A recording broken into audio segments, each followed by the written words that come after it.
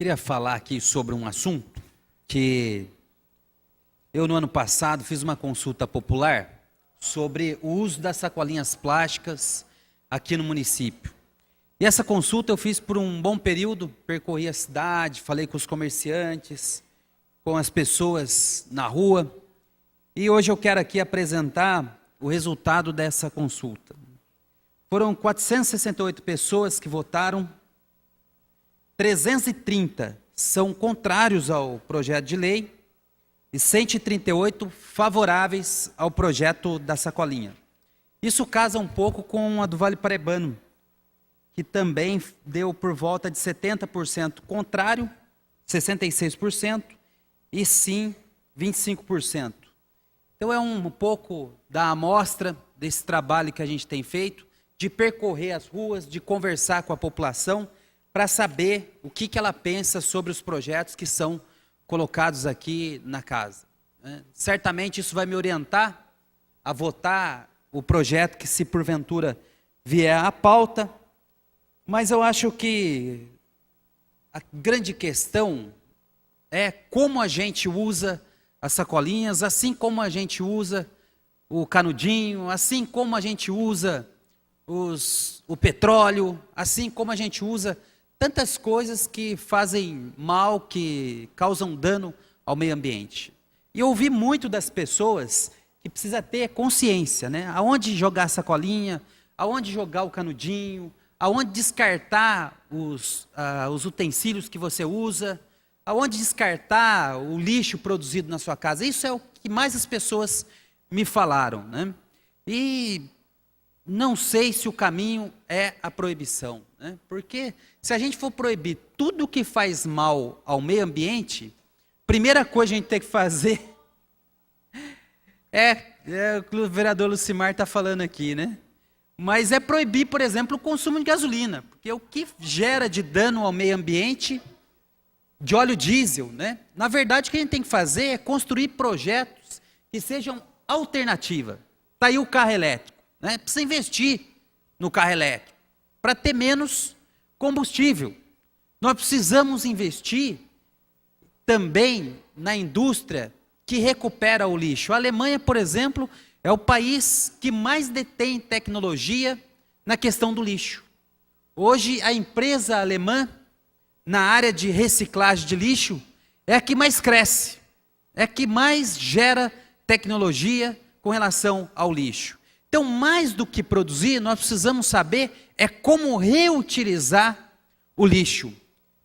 E as pessoas na rua, eu agradeço muito a posição de quem participou, nesse sentido, que a gente precisa investir mais em educação no meio ambiente. É isso que as pessoas têm falado, né? E por falar em meio ambiente, quero dizer aqui que o nosso lixo teve nota 9,7, caiu na posição, né? Isso, o nosso tratamento de lixo, que sempre foi exemplo e agora tem caído, mas não foi divulgado isso na imprensa, né? Eu não sei por que razão. Então acho que a gente precisa manter esse patamar que tem o tratamento de lixo em Jacareí, para que a gente não tenha retrocesso. Sempre foi considerado nota 10. Me lembro aqui, vereador Arildo, quando o Marco Aurélio assumiu a gestão, na verdade não era aterro sanitário, né? Era o lixão lá da cidade de Salvador. Urubu, crianças no meio do lixo, catando reciclagem. E o governo fez um aterro sanitário. Nosso governo conseguiu dar um patamar importante no tratamento do lixo. E agora não pode regredir, né? Não pode ter retrocesso, porque sempre foi considerado nota 10. E agora teve aqui a nota da CETESB 9,7. Um retrocesso para a nossa cidade. Nós precisamos saber, vereador Arildo, por que é que o aterro sanitário teve essa nota menor em relação aos outros anos, né? Então, até fazer um pedido de informação para que a gente possa saber por que teve essa regressão na nota que é dada pela CETESB, né? Também quero depois falar sobre a usina de biodigestão, que foi um projeto que nós deixamos em andamento, e isso eu falarei numa próxima oportunidade, eu quero aqui, antes de falar sobre esse projeto, ter mais informações. Quando é que essa usina vai ser efetivamente implantada? Por que ainda não foi? Para que a gente possa dar um passo a mais, né? Essa usina de biodigestão é para isso, para a gente dar um passo a mais na questão do tratamento de lixo na nossa cidade. Também quero falar aqui sobre essa questão do projeto Bem Morar, né? Eu quero cumprimentar a dona Rosalina, não é isso? Como? Gonçalina? Dona Gonçalina, por ter lá tido essa reforma na casa, mas quero sobretudo aqui cumprimentar os pedreiros, né? Porque o Bonfim, que é um pedreiro lá da Fundação Prolar, ajudou muito nessa obra, e a gente tem ouvido por aí que não fosse o empenho desses profissionais, o Bonfim e mais alguns lá da prefeitura, certamente essa casa não teria saído do papel, porque a gente sabe que é difícil você ter como voluntário mão de obra do pedreiro, né? Porque o pedreiro também precisa trabalhar, e voluntariamente é muito difícil você ter a ajuda do pedreiro para fazer a casa, né? Ele também precisa cuidar da família dele. Então acho que esse programa precisa de alguns ajustes na sua formatação, porque veja bem, é 1 ano e meio de governo, né? Tá certo, vamos comemorar essa casa aí, mas é motivo para tanta festa em 1 ano e meio a gente ter conseguido recuperar uma casa, 2 casas, 3 casas? É muito difícil, né? A gente precisa ter uma política habitacional mais ousada. Veja, por exemplo, que nos últimos 8 anos, Jacareí conseguiu construir 1.250 unidades pelo programa Minha Casa Minha Vida. Foram 1.250 famílias que deixaram suas moradias precárias e foram morar em casas, em apartamentos construídos pelo programa Minha Casa Minha Vida. A gente comemorar 3, mas atrás disso, vereador Valmir, tem mais de 10.000 famílias que estão esperando moradia. Se a gente for nesse passo, vamos colocar aqui 3 por ano, demoraria quantos anos para a gente acabar com o déficit habitacional da cidade? Séculos, séculos mais séculos. Então o que a gente precisa fazer, e a Prolar tem terreno para isso, tem terreno, é fazer convênios com Minha Casa Minha Vida. Casa, a gente constrói, num número maior, né?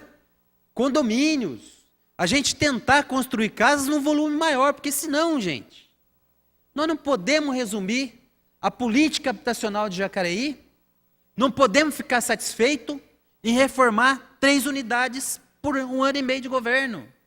Precisamos ser mais ousados. O programa Minha Casa Minha Vida ajudou muito no combate do déficit habitacional no nosso país.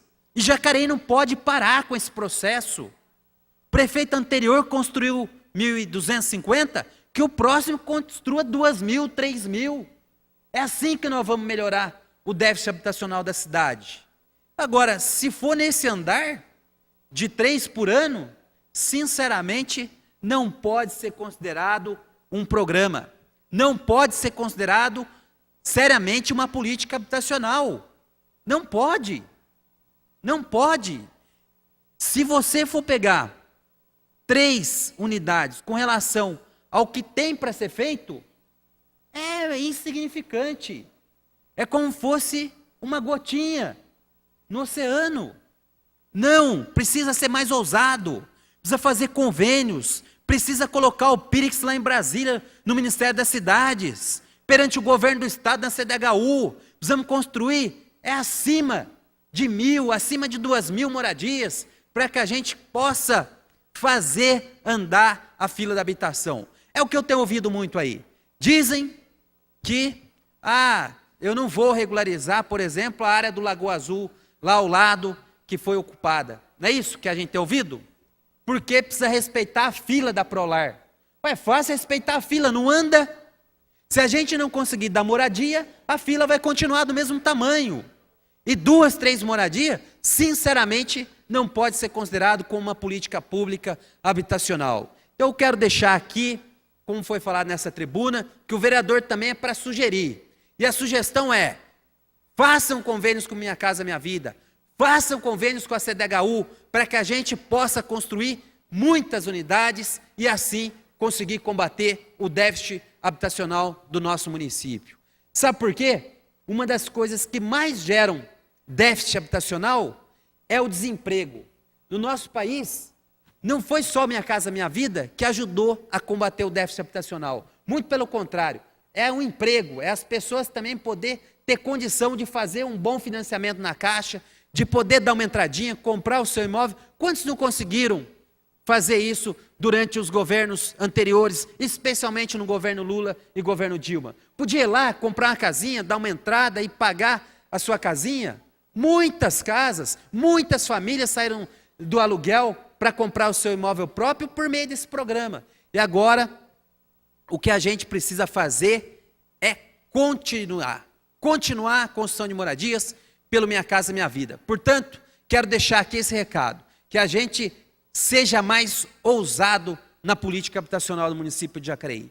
1, 2, 3 unidades, que bom, né, para as 3 famílias que foram atendidas. Parabéns aos pedreiros que lá ajudaram a executar, mas isso não faz nenhuma diferença no déficit habitacional desse município, que é para lá de 10 mil moradias. Muito obrigado, nós estaremos firmes aqui no recesso. O recesso, como foi dito por outros vereadores, é só das sessões, mas o nosso trabalho continua. E muito obrigado a toda a nossa população que me deu essa oportunidade de estar aqui. Já faz 1 ano e meio, né, que os nossos mandatos estão trabalhando. Então eu gostaria de agradecer essa oportunidade e pode ter a certeza que eu tenho dado o meu máximo para fazer valer essa confiança. Muito obrigado.